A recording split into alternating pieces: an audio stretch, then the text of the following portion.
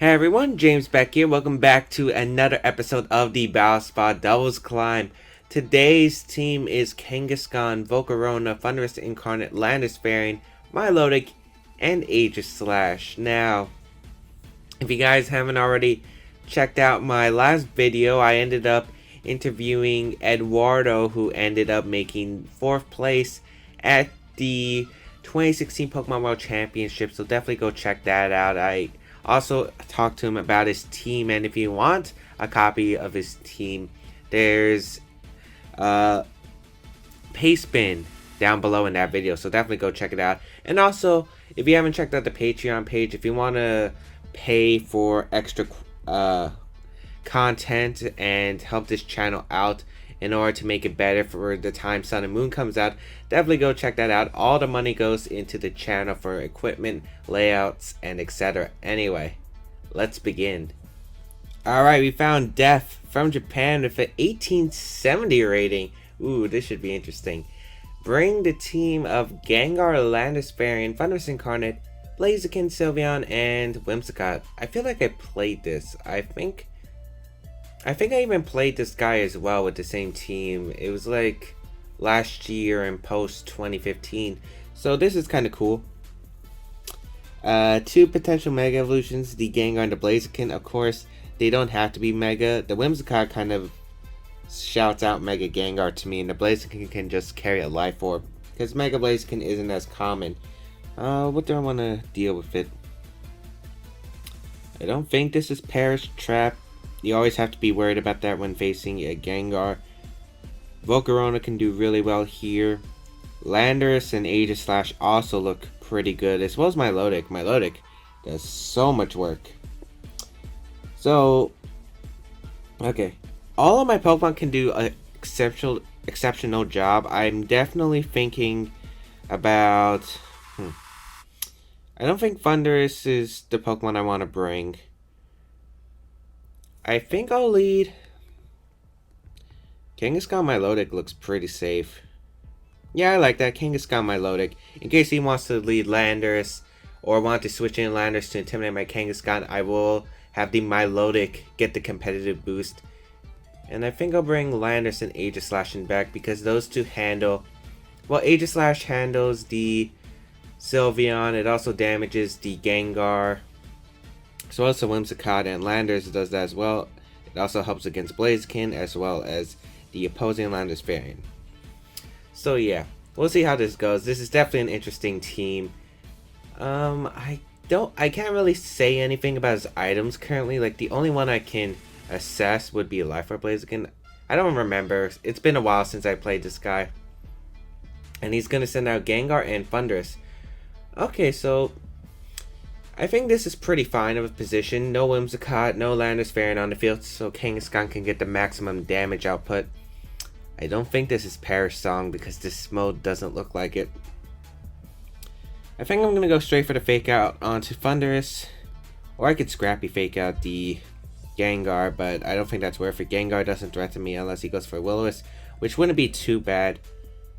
So I'm going to Fake Out Thunderous and go for the Icy Wind. I could also Power Punch myself in case I predict a double Protect, but Thunderous wasn't always a Pokemon that carried Protect, so I don't want to risk him going for like a free Thunder Wave or Thunderbolt onto my Pokemon, as his Gengar is going to Mega Evolve here, and we'll see what he decides to go for. No switches either. It's going to, well, after my Kangaskhan Mega Evolves, I could see a double Protect here. I could see just a Protect from Thunderous and a Will-O-Wisp. That's also potential. And no Protects from my opponent, so nice. I do get the Fake Out off. That takes it really well. That's a bulky Thunderous, like bold. And he does fire off a Will-O-Wisp, so it is Will-O-Wisp Mega Gengar, which is fine, because I just need Kangaskhan to help protect my Milotic by damaging everything else. It's not really going to be a setup mon, and yet that Icy Wind does so much. It's definitely bold Thunderous. Oh, it's a critical hit, that's why.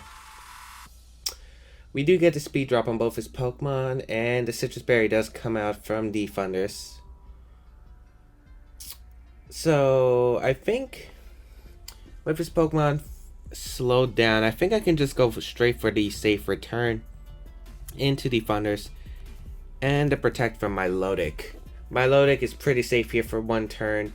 I can just protect my Milotic right here. He could have Disable, which I could definitely see coming out right now. But I can also expect to protect right here.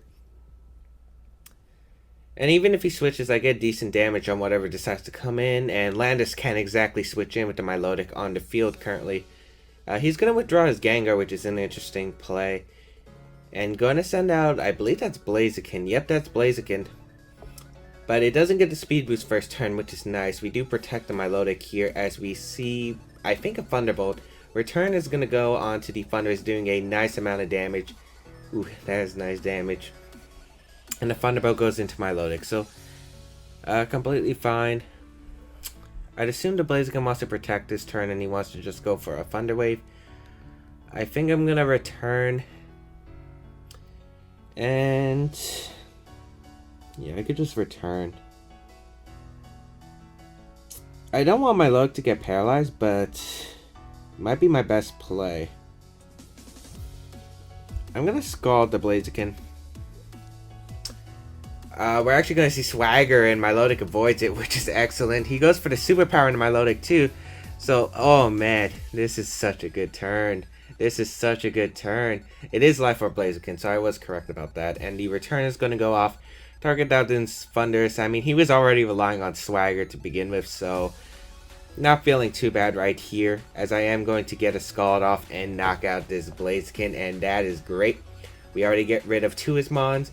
And Blaziken was a threat because of the speed boost, and it could have had Hidden Power Ice to target down my Landorus. So, excellent turn for me. We'll see what his last 2 Pokemon in the back are. If it's Gengar, it could still be a problem, as Gengar does decide to come out, as well as the... Is it the Landorus? It is going to be Landorus. So this game's not over yet. Not at all. I kind of wish I switched on my Milotic now. Yeah. Like, I think he has to double up into Milotic, so I'm actually going to go for a Sucker Punch into the Gengar and Protect right here. I mean, if this is a choice Landorus, we know he can't go for Earthquake because he would knock out his own Gengar. So I'm going to go for a Sucker Punch. It's -1, -3 because of the burn, but Sucker Punch, that does less than I thought. Oh, but we do get a critical hit, which does matter because it puts him in another Sucker Punch range. Sludge Bomb, I'm going to target my Kangaskhan. I hope he decides to knock out my Kangaskhan here. He is going to go for a Rock Slide. Is he Choice Banded? He might be Choice Banded.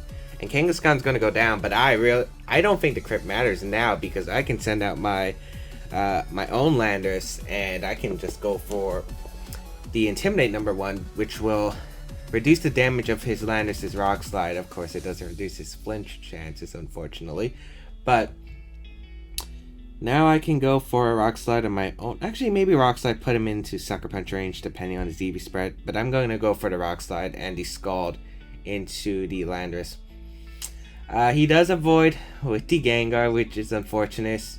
But we do have a chance to flinch Landorus. He does go for the Willows into my Landorus, which is unfortunate. But as long as he doesn't flinch me, we should be good. He does get the Rock Slide off. How much damage will this do? Critical hit on Landorus, but we don't flinch, and that will be game, as we do get the Scald off onto his Landorus, and that will pick up the KO. Yeah, we should have the game guaranteed, because I'm guessing you protect right here to stall out a turn of Landorus' burn. I'm going to go for the Rock Slide and the Recover. Oh wow, he's not protecting to stall it out. Maybe he knew about the Recover, which makes sense, but Rock Slide is a 2 KO. And he's going to go for the Sludge Bomb and target down my Milotic. And my Milotic is going to go down. And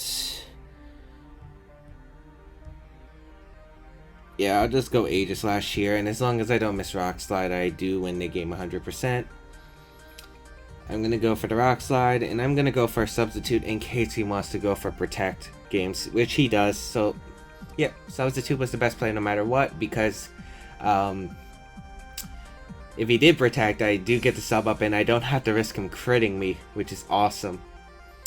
And even if he has Disable Mind games, I don't have to deal with them. So that is a good game. Well, I don't think he would have disabled because he has Protect, well as Sludge Bomb. And if he did have Disable, then he wouldn't be able to touch my Aegislash anyway. So that is a good game.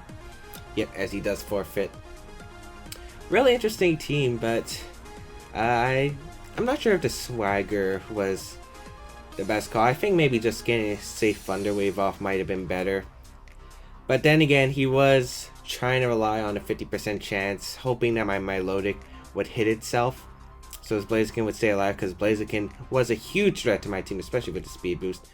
But yeah, it obviously was, he was relying on rolls then. But anyway, hope you guys enjoyed this battle, and it's not the end of the episode yet. So we have one more battle. Let's get into it. Alright, finally found someone, SpiderPig from the United States with a 1644 rating.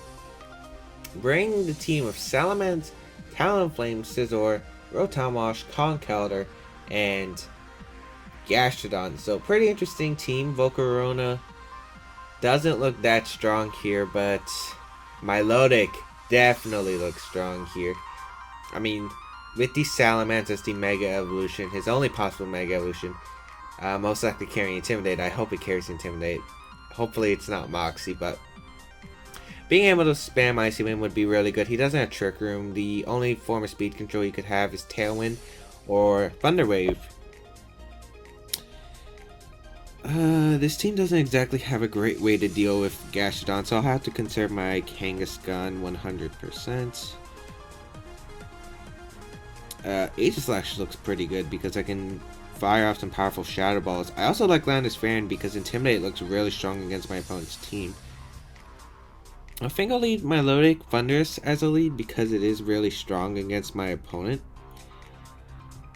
And I think I'll bring Kangaskhan, definitely. And the last slot, it's either Landorus or Aegislash. Now, I really do like Landorus because it allows me to play the game of Protect Milotic, because protecting Milotic here would be really good.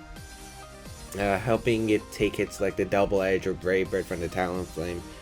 So I do like it, although Aegislash really hurts my opponent. Life Orb, Shadow Ball, he has no resistances. Oh, that's so tough. But then again, I could get punished because I'm a fast Aegislash. I could get punished by knockoff from Scizor and Conkeldurr, and also the Earth Power from the Gastrodon. So I think Landorus is the better call. Even though Landorus doesn't do as well against my opponent's team, I think it is the nice call.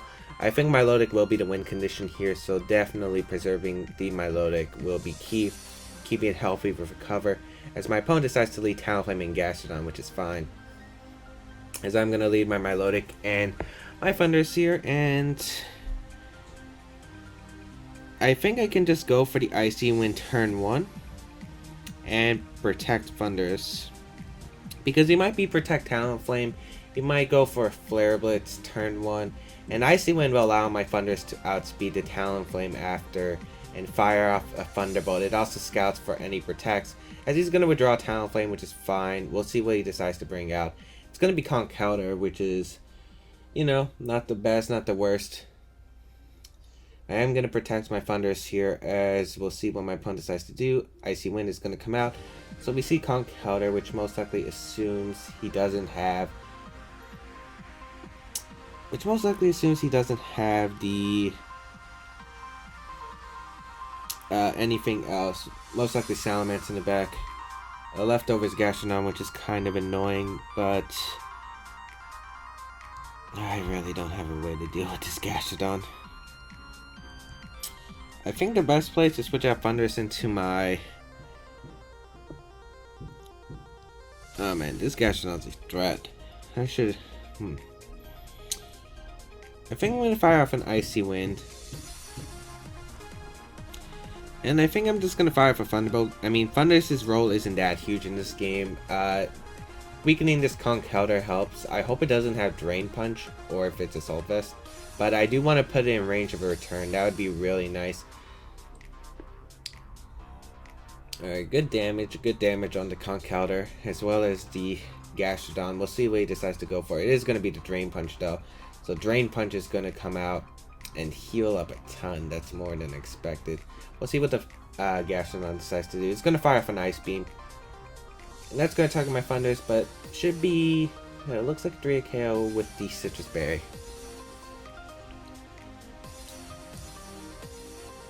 And now I'm gonna play the Protect game as well as the Thunderbolt. I don't want to give him fun. I don't want to Thunder Wave him in case he's Guts. I can't exactly tell the damage he's doing right now.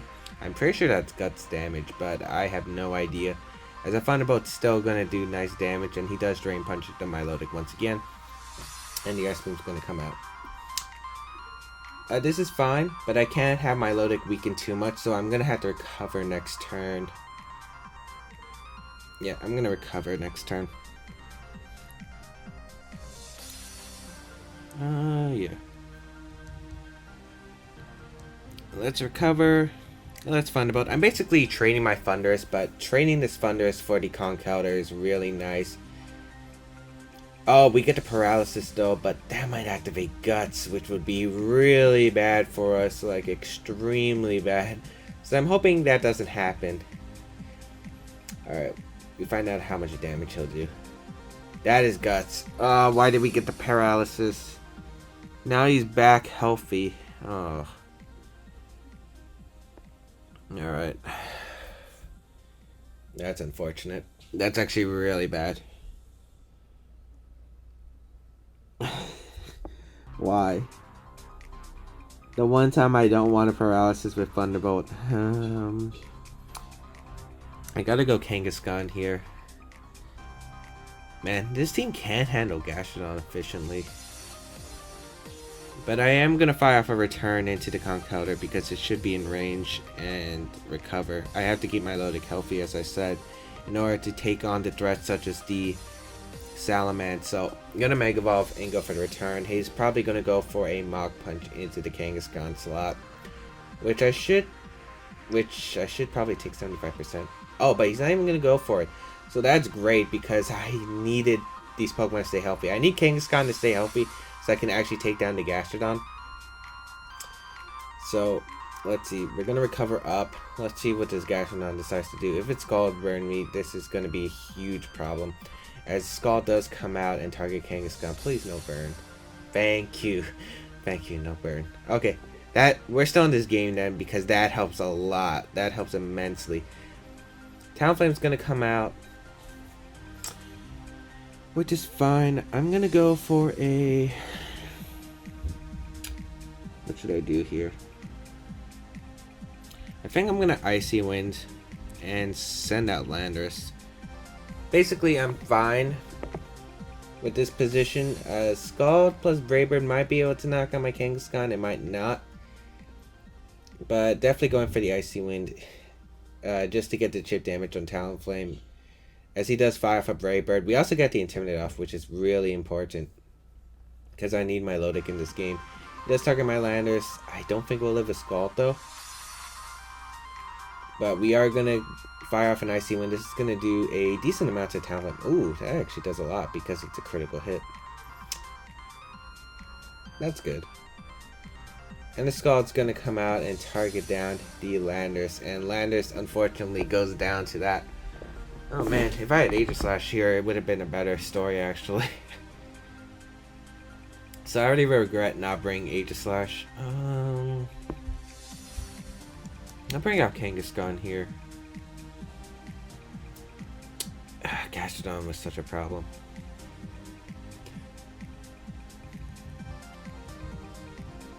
I have to damage the Gastrodon right away, so I'm actually going to go for a return into the Gastrodon straight out, hoping Brave Bird plus Scald doesn't knock me out.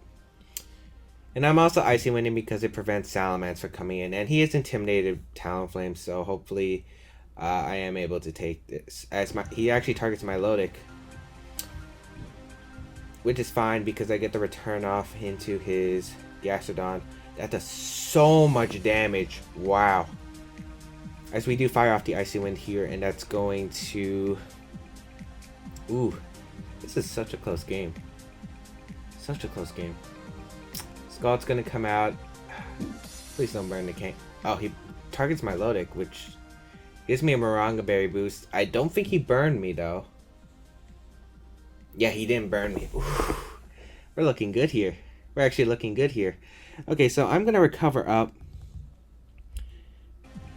Yeah, I'm going to recover up, and I'm going to go for the Sucker Punch into Talonflame. I need to recover up so I can actually take hits from the Salamence.